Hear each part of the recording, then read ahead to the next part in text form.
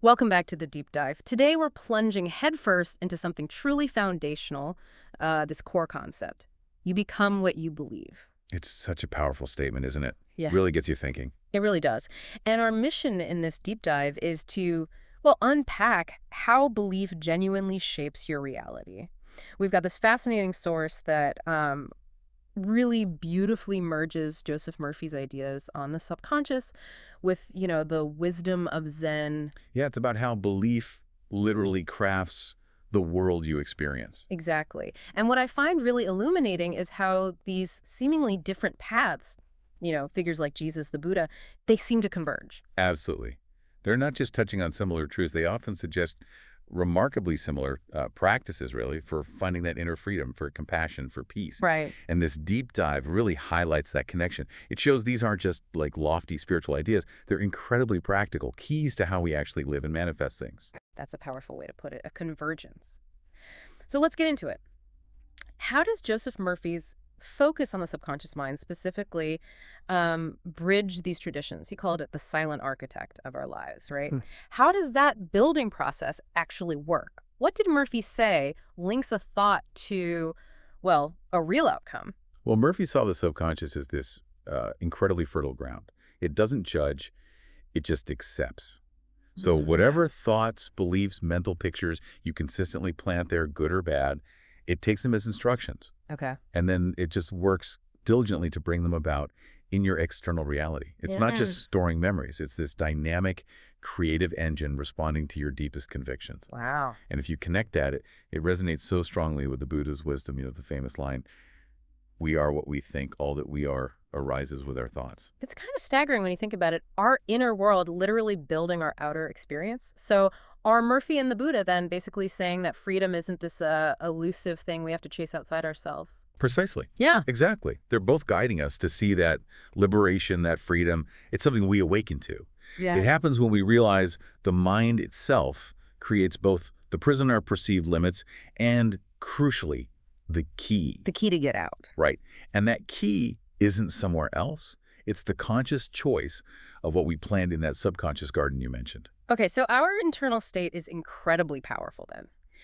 Murphy was absolutely convinced that faith combined with vivid mental imagery could literally move mountains. He meant that truly deep belief has a real tangible impact. And that echoes Jesus directly, doesn't it?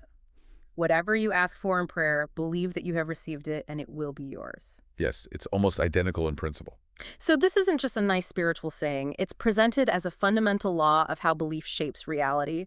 But what does that mean to believe that you have received it? How do you actually get to that deep, unshakable conviction? That's the million-dollar question, isn't it? Yeah. And it's where both Jesus and the Buddha guided people beyond fear and the ego's attachments. Because those are the very things that cloud that true freedom. The ego, you mean like our sense of self, our identity? Yeah, that limited sense of I, the part of us that's always identifying with desires, the past, roles, suffering. From the Buddhist view, a lot of our suffering comes from clinging. Clinging to identity, to specific outcomes, to stuff, even to the ideas of I and mine. It creates resistance. It creates friction. So real freedom or liberation, that feeling of not being burdened by things outside or inside, isn't about getting more, but actually letting go of what ties us down. Exactly. It's a huge shift from trying to control everything to a kind of deep trust. A profound trust. Absolutely. Yeah. The key insight here is that true freedom shows up when our belief is rooted in trust, not in fear. Fear is always about predicting the worst, holding on tight. Trust is more like an open surrender to what is, and a deeper knowing that somehow you're supported. It sounds simple, but shifting from that default fear to trust. That's the practice. How do you even start that practice? It seems like fear is just automatic sometimes. Well, that leads us nicely into the Zen perspective, actually. Zen doesn't really ask you to think your way out. The core instruction is be still and know. Be still and know, not think and know. Right. It's not about intellectual analysis. It's about a deep, intuitive knowing that kind of bypasses the busy mind. For the Zen view, freedom isn't some future goal or a memory. It's right here, now, in this breath. Okay, so accessible. Indeed.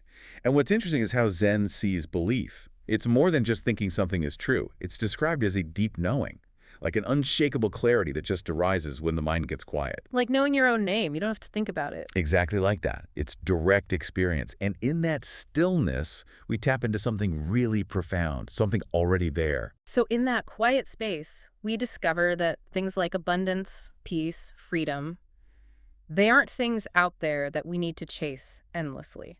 Correct. They aren't things to be acquired or earned. They're inherent states of being, Mm. already inside us. Wow. They just reveal themselves when we learn to let go of the grasping, the striving, the constant chasing. It's a fundamental shift from doing to being, from looking outside to realizing it's inside. It really is. Recognizing what we're looking for is already here. The external chase is often just a distraction, really. The noise of the world, our own internal chatter, it often just drowns out this quiet wellspring that's always present. Practices like Zen meditation, Zazen, are really designed to quiet the mind enough so that inherent state can actually surface. Okay, that's the core insight, but the critical question remains, right? If it's all about uncovering these states and shaping reality with belief, how do we do that? Like practically, day to day. Right, how do we apply it? And our source material offers something very practical here, guided affirmations, which aren't just wishful thinking, are they? They're presented as direct instructions for that subconscious architect. Yes, exactly. They become these powerful tools for inner transformation. Direct commands, if you will, to your subconscious, aligning your belief with the reality you want to experience. It's the practical application of these big ideas. Like planting specific seeds. Precisely. Planting very intentional seeds in that fertile ground we talked about. Okay, so let's look at some of them. The first one really sets the stage. I am what I believe. My mind creates my reality. That's foundational. It links straight back to Murphy and the Buddha. Our thoughts create our world. It's a declaration of our own creative power, isn't it? Your inner world dictates the outer one. Yeah, it puts you in the driver's seat. It emphasizes the active role of the mind. You're not just passively receiving reality, you're co-creating it. That's the first step in consciously directing that architect. Okay. Building on that, another affirmation is, I trust the flow of life. Ah, yes. That resonates so much with the Zen idea of letting go of non-clinging. It's about surrendering that need for rigid control. Right. Letting things unfold instead of constantly fighting them. Exactly. When we cling, we create friction, suffering. Trusting the flow means accepting the present moment, a core Zen idea, vital for peace. It's releasing resistance. It's a shift from fear-based control to trust-based surrender. And that can open you up to possibilities you hadn't even considered. Okay. Then from that trust, the source gives us a pair that really connects to Murphy's manifestation ideas. I believe in peace, and peace flows to me. I believe in abundance, and abundance surrounds me. These aren't just wishes. They're strong statements of intent, conviction. They tell your subconscious to align with peace, with abundance, drawing them into your experience. It's the practical side of moving mountains with faith. It is. By truly believing in peace, truly believing in abundance, you create this internal resonance like tuning fork that attracts those experiences. Then a really crucial one for clearing the way, I let go of fear and doubt. Absolutely vital. Because as we said, Jesus and the Buddha guided people beyond fear, and Buddhism emphasizes letting go of attachments. Fear and doubt are huge attachments. So this affirmation is about actively removing those blocks. Yes, it targets those internal obstacles directly. It creates space for that clarity, that deep knowing we talked about, to emerge. It acknowledges the fear and doubt are there, but asserts your power to consciously release them. It's an act of letting go. Okay. And this next one feels very central. I believe in love, and love lives within me. Beautiful, isn't it? It connects right to the core of compassion in both Jesus's and the Buddha's teachings. Reminds us love isn't something external to find. It's already inside. An inner wellspring. Exactly. It shifts the focus from seeking love out there to recognizing it within. Both traditions emphasized universal love, compassion, as paths to peace, to enlightenment. This affirmation helps cultivate that inner state, which then just naturally radiates outward. Then building on that inner strength, my faith is stronger than my fear. That's a powerful declaration of resilience. It directly brings together Murphy's focus on faith's power with the universal teaching of moving beyond fear. It's like saying, I choose faith over fear, asserting control over your inner landscape. Precisely. It's a direct challenge to those fear patterns that can dominate our thinking. It's about choosing faith, choosing trust as the stronger force, cultivating that mental strength to stick with your chosen beliefs even when doubt tries to creep back in. And then there's this affirmation that really ties it all together explicitly. Like, Jesus, I live for freedom and compassion. Like the Buddha, I release attachment and awaken. Ah, yes. This is where that convergence we talked about at the start really shines. It links the wisdom of both figures as active paths. A holistic approach. It really is. It beautifully synthesizes the practical wisdom. It honors the different expressions. Jesus' focus on living freedom and compassion in the world. Buddha's focus on letting go to awaken, but shows they lead to the same place.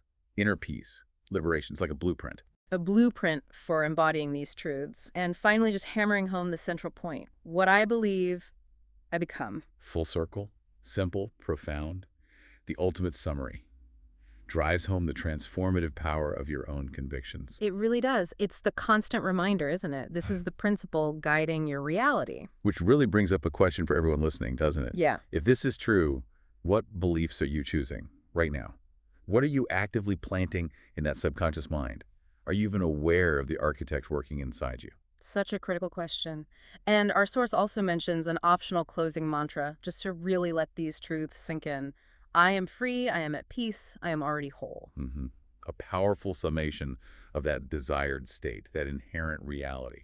Well, that brings us toward the end of this deep dive. It feels like this journey through Murphy and Zen just keeps circling back to one profound point. And the world outside really is a reflection of the world inside. It truly is. And it invites us to think about the immediate power of our beliefs.